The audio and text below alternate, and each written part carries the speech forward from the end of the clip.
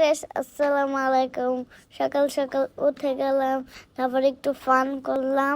দেখতেই পাচ্ছেন আমি কতটা হ্যাপি। তারপর আমি ভালো করে ফ্রেশ হয়ে নিলাম। আমার ফ্রেশ হয়ে একা একা নিজে রেডি হয়ে নিলাম। ওই দিকে আমার টিফিন রেডি করছিল। আমি নিজে একা একাই সক্স এন্ড শুজ পরতে পারি। আমার কারো হেল্পের দরকার হয় না। আমার আম্মু সকালে খুবই বিজি থাকে, এর জন্য আমি আমার কাজ সব একাই করি।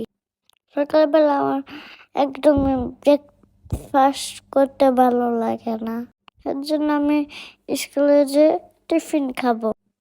আমি অলওয়েজ আমার টিফিন আমার ফ্রেন্ডের সাথে শেয়ার করি। আমার স্কুল ব্যাগটাও আমি নিজে নিজে গোছাই।